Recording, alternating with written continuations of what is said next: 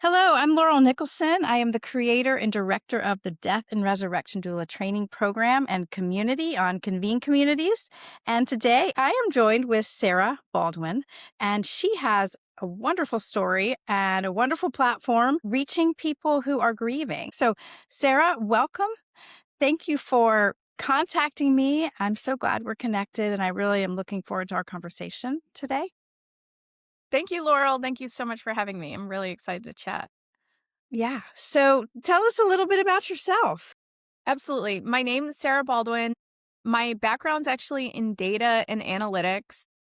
In 2022, my mom was diagnosed with stage 4 lung cancer and given kind of a couple months to live, which, like most people, that sends your life into total tornado of emotions and logistics and all of that. And when the dust settled, besides saying goodbye to my mom, which is in and of itself a huge thing, I was left with this feeling of there has to be a better way for how we're helping people who experience what I had experienced. And so Restfully really is a company that we started out of that idea. And our goal is to curate all the best resources in one simple place. And because of that, if your goal is to make a website for people who are grieving and you're also analytical and looking at patterns, you pretty quickly get to this point that we got to, which is we found about 4 different ways that people grieve,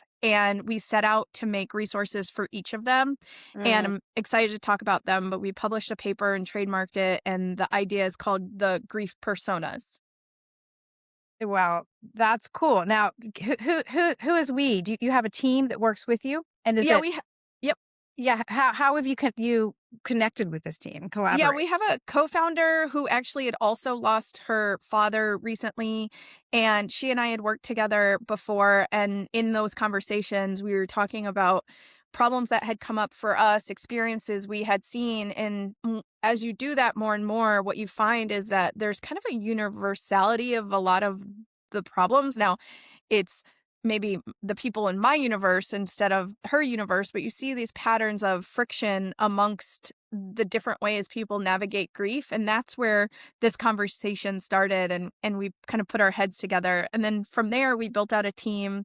And we have just like a fantastic group of people who are committed to helping people, meeting them where they're at to get them the resources that they need around grief. And so all of that lives under our website called Restfully. Prior to your mom's death, did you have any idea that you would be moving into a field such as this? No. Answers to that is no. But I will say I was always the person in my family or in my network that wasn't end of life or death or loss or just the real deep heartache of grief in some form. Some people I just saw kind of naturally recoil from that. And I was always like a bug to a light. What is happening? What do these people need? How are they? So before my mom had died, I had actually been at my friend's house when her grandmother had passed away. I'd sat with my aunt as she was dying after she had a stroke. And I was there when my grandparents passed away. And so I think there's kind of this quiet knowing, even if you didn't set out to kind of commit your life to the grief space. I think there's a set of us who just feel I can help carry a little more of a burden of this and help keep people's eyes open to it. I'm similar to that. And I did not know prior to becoming an end-of-life doula that would be the field for me. And I am a natural in it. But I look back to just even my childhood. And my dad worked in the emergency room. And in the 80s, there were not the privacy laws intact that we have now. My mom would take me and my sister over to the emergency room, and we would wander around and sit in the waiting room and talk to people. And I did sort of have this just natural thing inside of me that allowed me to just be with people in these tough moments. And eventually that led me into ministry in a church. And they quickly found that everything I did with funerals was exceptional. They're like, wow, you're really good at this. Do you have any training? I said, I don't. So there is, for some people, just a natural proclivity, I guess, Yes. to being around people who are going through grief.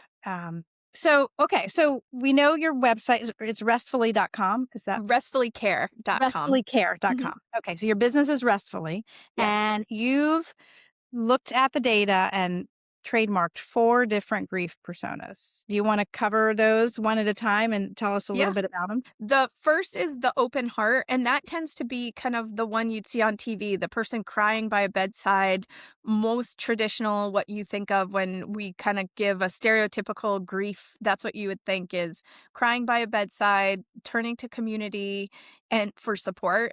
The second persona is what I am, the steady hand, and that's a persona that finds comfort in handling logistics and moving the ball forward, kind of coordinating things with others, often looking out for others as well as grieving for themselves. The third is the quiet anchor. That's a persona that prefers to grieve and process loss on their own timeline and in their own space. And then the fourth is the seeker.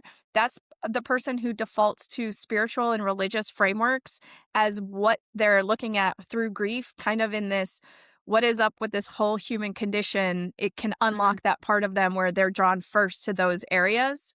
I think it's important to say while introducing them that we're all a lot of them, and at different stages we can be one or the other. So, for example, I always say at work when I was navigating loss, I was more of the quiet anchor with my colleagues because I just wanted a little space from them for privacy. And then, maybe with my spouse, I'm more of an open heart. But in general, I tend to start as a steady hand. And I think if we're honest with ourselves, we all have a bit of all of them. I was going to ask you that. Could you move through them? Because I'm thinking when I first, like, really encountered grief, and it wasn't it was in relation to a death, my grandmother, but her end of life awakened something inside of me that I had been praying about and looking for and healing, and I became a seeker very much. But I think that my time there and the revelation that I had about God, and I read a book at the time by Tim Keller called Walking with God Through Pain and Suffering. And so that's where my seeking led me. It led me to come to understand something a little bit more called a theology of the cross. And so that foundation for me spiritually, I think, has moved me into being more of a steady hand. My dad was a doctor, and so he very much was that steady hand. And the nurses loved it when my father was on duty in the emergency room because a catastrophe would come in. And my dad was the one that kept the emergency room calm and, on task. And so I have some of that in me, but that never came out until I found a foundation through seeking. So I totally understand that. And I imagine people who are listening can, think of their own story and exactly how that's working for them too. Yeah, I think that's beautiful. And I think the other ones just, especially because I know you have a Christian tilt to this. I don't think if you're a seeker, I don't think of those people as the better, more religious people. It's more which ones come up for you to bring you peace at that moment. I have seen so many people navigate loss and having their faith be such a foundational part of how they do that because it's such a foundational part of who they are. So it'll be part of who you are when you're navigating grief. And so I think it's just more like the combination of the community you're in, what role you need to play, what role you can play, what role feels right for you at that moment. And they're all just super valuable.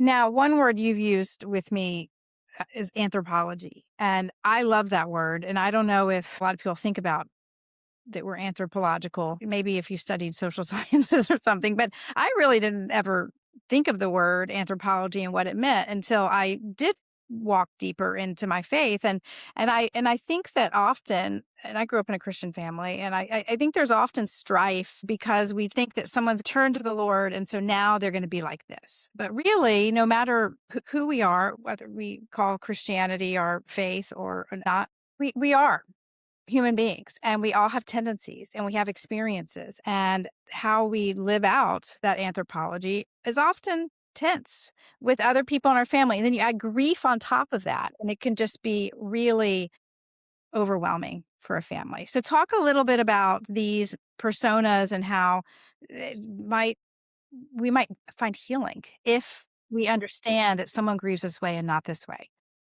Yeah, I think that's great. One of the things I couldn't agree more. One of the things I talk about is why, right? I'm in, if you, I love independent research, and one of the questions is like, it's probably not random.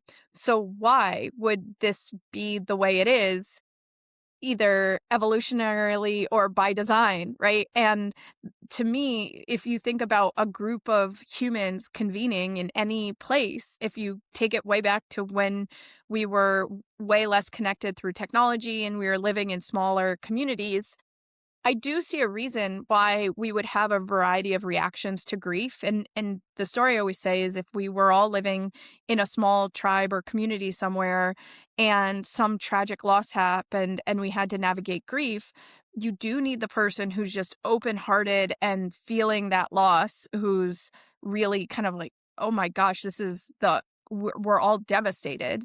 And then you do need the person who's thinking, I know, but we have to also eat. So I'm going to go handle the logistics and get the meals together and make sure we're safe and fed and our basic needs are met. And then you do need the person who's going to start modeling returning back to normal through the quiet anchor, just a little Mhm. more quiet and with their own space, looking a little bit more like someone who's not in acute grief. And then you need the person who is going to be the seeker, saying, what is going on with this human condition? Why do we have to suffer this type of pain? And what is the purpose of all that? And one of the things within the work has really opened my eyes to this idea that each one of these personas is incredibly, incredibly valuable and needed. The healing for me in a community comes from understanding that these are all very, very valuable, needed personas.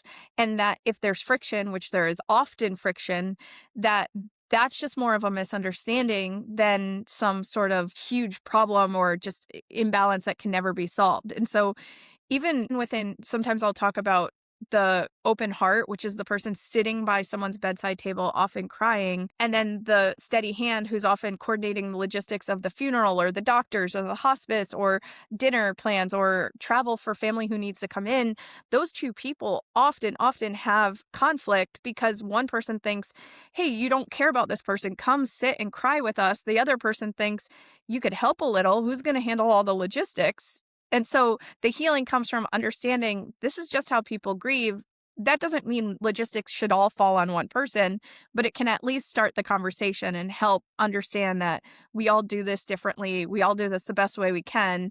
And if we understand how someone defaults to, then you can start to understand why their behavior is most likely not some cruel, intended to be hurtful behavior. It's just what they're coming back to when Mm. they need it the most. Wow, that's powerful. Um, Having worked in the church, I do see a lot of strife immediately when families come in to like plan a funeral, for instance, and one family member will leave and the other will say, "I can't believe what my sister's doing," or this or that, and it's so painful. And I love this idea that you could actually honor the other person who is experiencing grief in this way versus say, I think you're grieving totally wrong. And I'm so disappointed in you. And mom knew that you didn't care so much or something, right? You could honor that person and say, thank you. Thank you for giving me the space to, to grieve in the way that I need to at this moment. Thank you for organizing this. I know this funeral is going to be amazing. And I just went through a funeral with my family just actually last weekend, and it was a little bit of a unexpected death. There was a terminal illness, but death came much quicker than any of us thought. Like the turn was very, very quick. We handled everything with such short notice. I can see these personas at play, and actually, thankfully, we worked pretty well together, and so there's real beauty and harmony in um, mourning someone and celebrating them through a service and bringing a community together, and it can be done well. And so even just having an idea in our heads that someone is like this and someone's like that, and getting back into God's design. One thing I learned through my seeking after my grandmother died was how God works in our vocations, and the vocation would be beyond just being a doctor or being a doula or being a grief specialist, but it's being a mom or being a sister or being a friend in the community. And these vocations become masks of God. It's how He ministers to His creation through us as human beings, our anthropological nature. He works in that. And so we do need the organizer who's going to get everyone, to Washington, D.C. from the funeral from all around, all around the country. We do need the one who's willing to be quiet and sit with the widow and just be there. And then we do need the one who writes a very meaningful obituary. All of those work together and minister to everyone in the circle individually, but also to the wider community.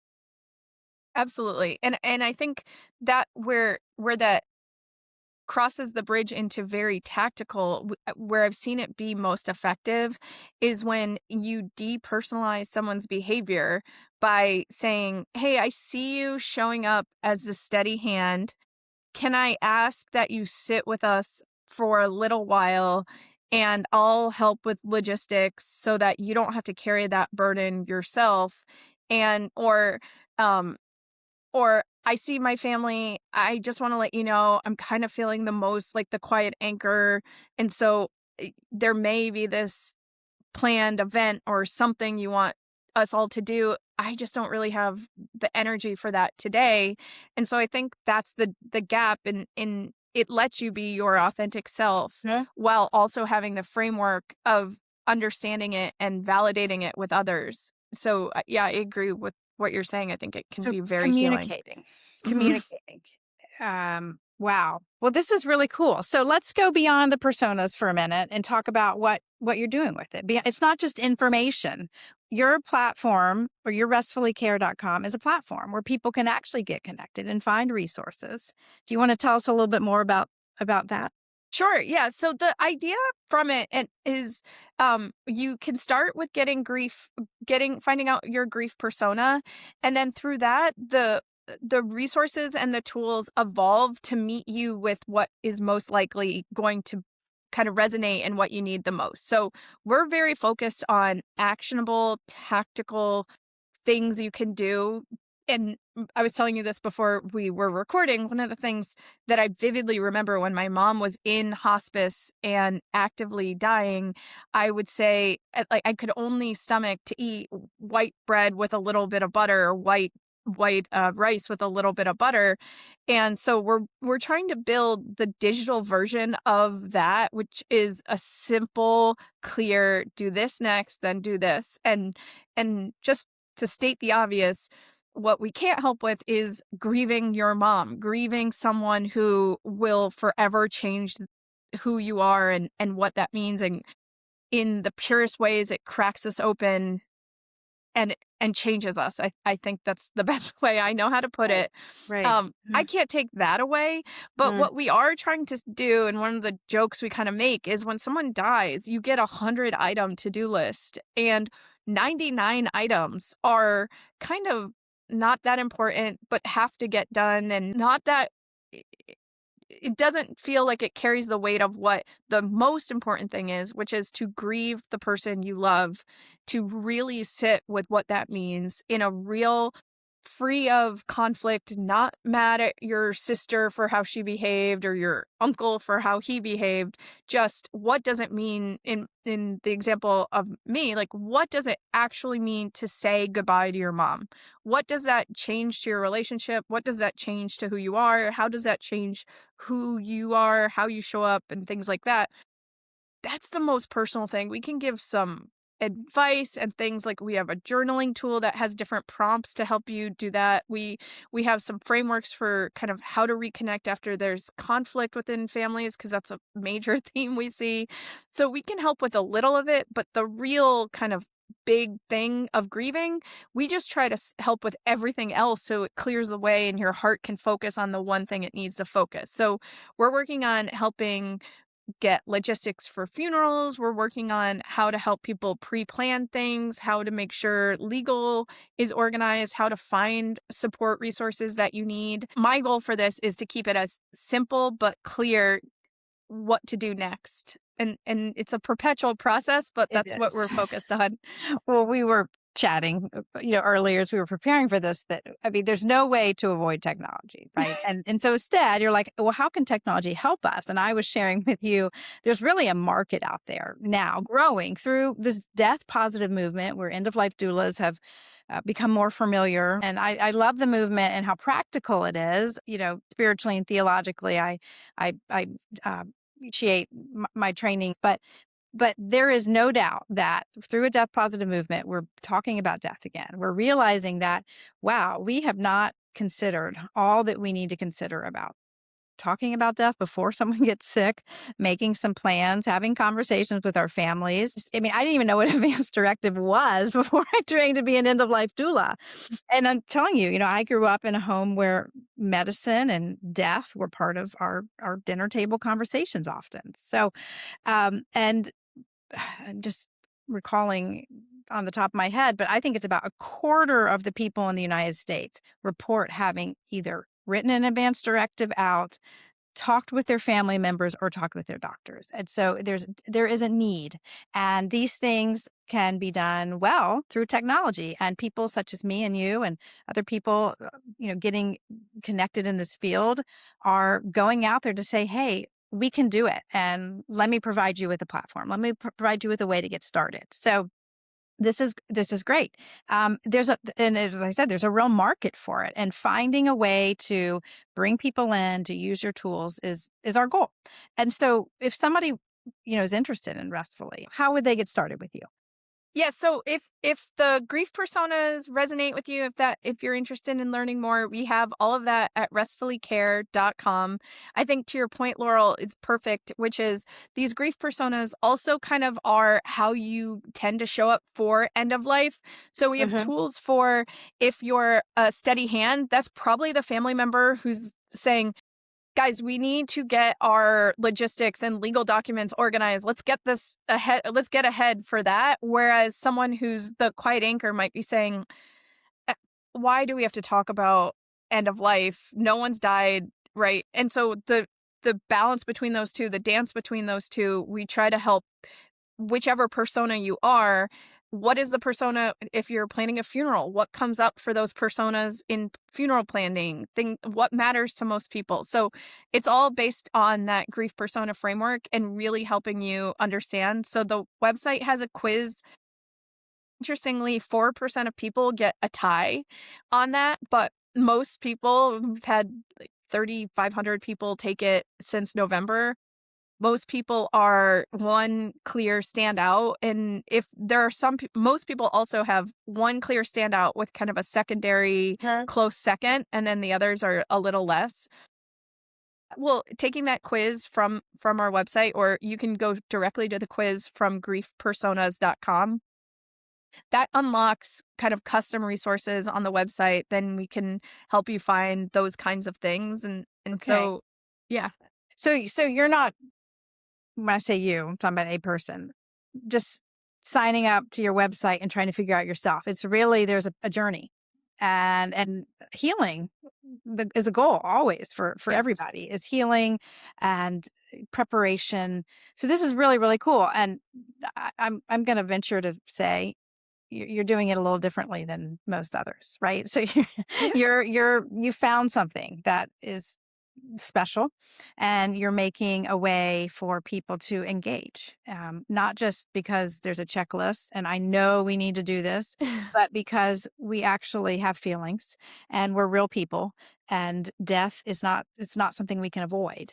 And so how can we show up and get started with our authentic self, which may go through a change, a growth, and it would be really interesting. I don't know if you have, because you're new like I am, but if you could somehow get the data on how people have changed through using restfullycare.com. Like, okay, well, when my mom received a terminal illness, then we got started and we did this, and then follow that person at some point on another experience they have with end of life, and perhaps how that went for them, and all that they've learned through using your personas. Yeah, absolutely. And some of the inbound messages, that unsolicited feedback that we've received, will just crack me open. And it really was intended for these moments of conflict for the person who's going to go through what I went through in the future. And what I think I wasn't anticipating were the people who said, this feels like it's healing this thing that happened 20 years ago with my siblings when our uncle died and we were so mad at each other, and it's never really been the same, and I'm starting to understand that they were behaving that way for a very specific reason, and that was very much in conflict with the way I was behaving. And so it also has had this very retroactive healing, which I think is why it's gotten this momentum, that's gotten people kind of proactively reaching out to us, asking how they can help and incorporate it more. It's been really, really beautiful to see. Makes me think of this one particular client who I worked for their family, not for a very long time because the man was at the very end of life. And when she said to me, she said, "I just don't want to do what we did with my aunt." And she's like, "Just help me do it differently," right? So people who have been through an experience that didn't go well, another reason that we have the momentum in the death positive movement, as people say, we want to do better. We know we can do better for the people that are dying, for ourselves, for our families, and just seeing such broken hearts and how we can be devastated, not just from someone dying. I mean, that is so painful in itself, but all the things that go around that create pain, or watching that person suffer more than they needed to because there was not planning and there was not conversation. So there's so much healing capability here, not just for the future, but from the past. And people want that. Yeah, absolutely. And I sometimes think of grief as kind of like electricity, where it flows through and it can get stuck in these conflict areas where two people are fighting, and you're, as an outsider who's not the one, I'm sure this happens to you because you work with so many families, as an outsider observing who's not the person in pain, and you see these people who are in very deep acute pain, you just realize that some of this grief, this energy of grief got stuck on this one point. Mm. Should we have had the funeral on this day or this day? And you're like, that doesn't feel like, the amount of energy behind that decision feels large compared to the loss that you're navigating. That Mhm. as an outsider, that's just like a stuck thing. And so I think the more we can kind of have frameworks that help explain what's happening and help people let the grief flow through them and change them the way it does and will, whether we want it to or Mm. not, I Mhm. think that's how this can, it can help Yeah. both the future and the past. How about using your personas and your tools on your platform for grief that's not exactly related to the death of someone? And I'm thinking, just personally about my life, and probably within the past 6 months to a year, it's come to my mind so many times. I'm like, I'm grieving. I do have people who have died close to me in my life, but it's not that right now that I'm grieving. It's some other things in my life. My plans aren't going the way that I want them to, or this relationship isn't as healthy as I want it to be. And sometimes I'm like, what is it? And then I just like, I am grieving. And so could your site, your platform be useful to someone in a season like that? Absolutely. And I think it's a great question. We really built it for grief of end of life because it's such a heartbreaking, no one wants to go there kind of thing, except for the crazy people like us, I guess. But I think that it applies everywhere. The joke warning that I give is, once you deeply understand it, and deeply understand it, I mean spend an hour thinking about it, you'll start to go through life and see people in these personas. You won't need a quiz. You'll just very clearly see, okay, this person obviously behaves that way. This person behaves that way. I think of it all the time because, there's a, I don't know the perfect definition of grief. And so I yield to other people, but life's kind of heartbreaking, right? It's the most beautiful thing. It's the most special. I feel so lucky to have a life. Mhm. But there is a heartbreaking, even watching, I was talking to my sisters, watching kids grow up is just a heartbreak. You get in these routines and then you have to break the routines because life grows up and moves on.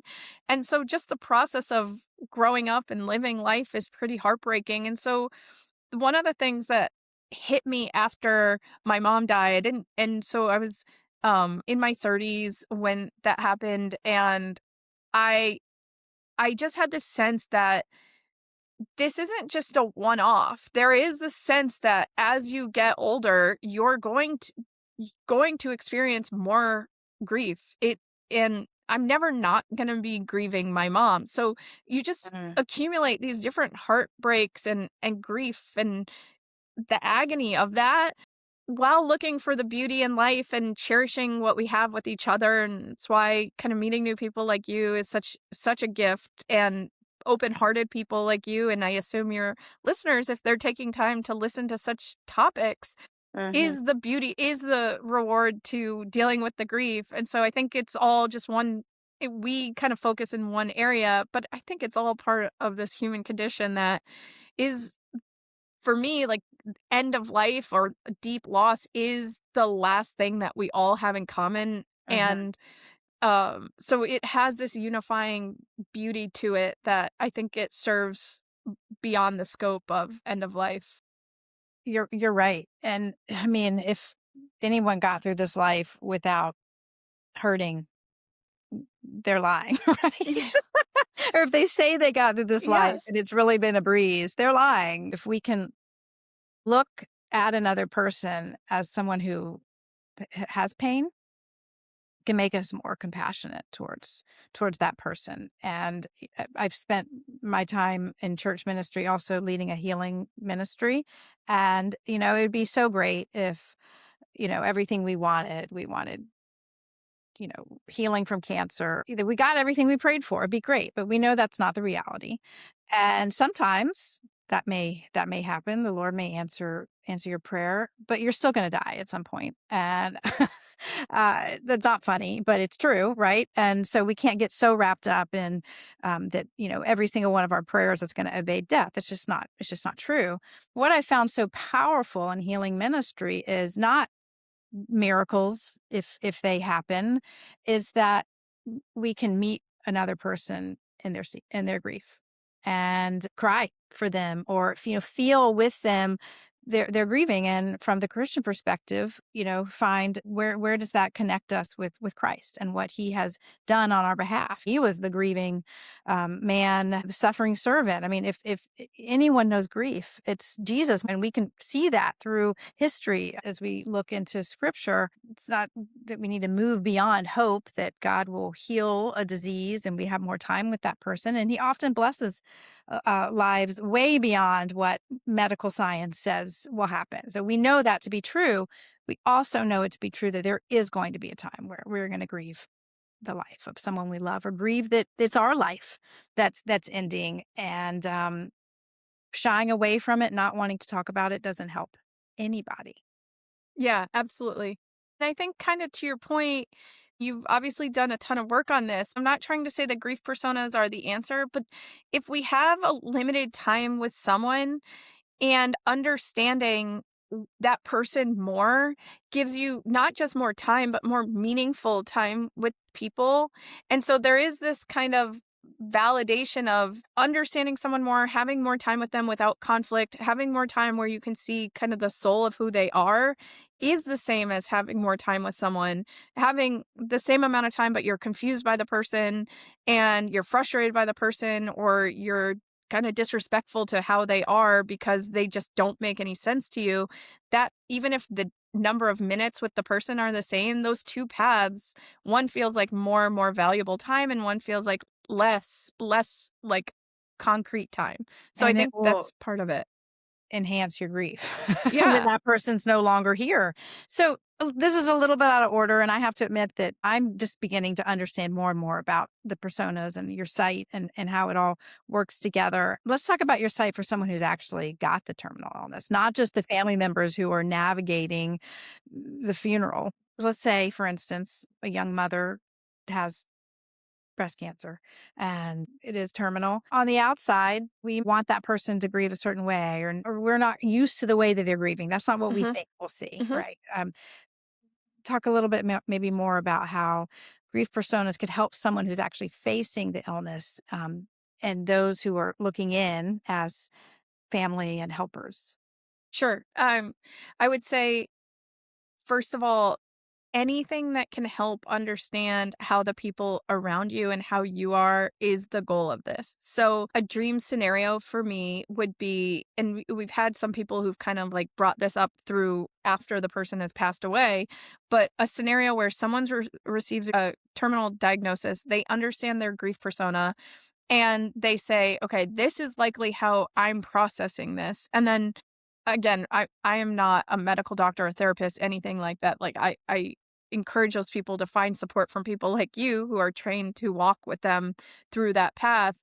But my hope is that they start to understand this person's going to be more like this person's going to be more like this, and that their understanding of the fabric of who we are and how we behave is a framework that they can help for themselves as well, which is, I see you're the steady hand. Honestly, I understand you're needing to handle logistics, but I could just use someone to distract me and talk to me about my days in college and my memories of that, or what it was like to have a baby, or my childhood, or anything. That could be a very natural way to start having the conversations. And I think also within the care team, you'll start to see like different doctors and nurses and aides and medical professionals. You start to see that's how they are. And so if there's this framework of, hey, I could use a little more this or that, it can start to be the way you talk about it. Because one of the things, I don't know if this is the same experience, but one of the things that I've heard from other people who've walked this path with other people who are dying is there's just like a, I don't know what I need. I don't know what I want. I don't even know where to start. And then this slowly kind of chipping away at, okay, what is this all about? What is happening? Where do I stand? What do I need to do between now and then? And I think that's such the gift of a doula, because they're literally a guide walking you on a path that you know you're going. You might as well have someone guide you. So I'm hoping that combination between training doulas, because that's been a large group of like who's come through. We've trained a couple hundred. Mhm. If we can keep doing that, then they can keep giving these tools to their people, because Mhm. I mean, what a place to show up for other humans. Right. Well, I was just thinking that, how could your tools translate over to the end of life doula work that we do as believers? And my definition of what is a death and resurrection doula. That's what I've named my training program, because we are focused beyond just the death to what is our hope. Like, you have your person who's dying and they're the center, but there's communication is what we've been talking about today with, how do we communicate well to make sure our needs are met with our grief and that we're loving with the other person and working together. But that kind of communication style is important for end of life doulas, and not just between the family members and the person who's dying, but also the wider community. And that includes doctors and nurses. And, the hospice team is an integral part of the end of life process. So I just see this as being such a valuable tool for us as leaders of good communication, as our work is end of life doulas. And I just see that you could use these with your faith. You could use them really strongly with your faith. And, one thing we desire to do as Christians is communicate well. So we don't have animosity, discomfort with one another, but we want to be very open and we want to be present and be hopeful. So these are great tools. Now, do you have on your site a place for professionals who are helping families and someone who's dying navigate this process? Or is that something that might happen in the future? Yeah, on our homepage, kind of towards the bottom, it says something like interested in being certified, or are you a professional working in the space, something like Okay. that specifically. Oh, cool. And So it when you say you've trained a few hundred doulas, that's what you're talking about. You yes. Yep. have something like that. Mhm. Okay. Well, this Yep. is great. That's what I do love about the practicality of the death positive movement is that we're all getting connected and saying, wow, we don't know how to do this, but wait, here's a great resource. And Yes. you're one of those Thank you. great resources, Sarah. Yeah, Laurel, thank you so much. I can't thank you enough. It's so sweet of you to even let me talk about it. So I appreciate it. Absolutely. And I just, to everyone who's listening, thank you. And go follow Sarah on her social media channels. I'll have them listed in the description. Follow me on my channels, which are also listed on the description. So thank you. And I hope people listening today get signed up with grief personas, whether it's through initiating something more formal and training, or if it's just by going and peeking and taking a stab at figuring out a little bit more about yourself. Yeah, thanks so much. I really appreciate it.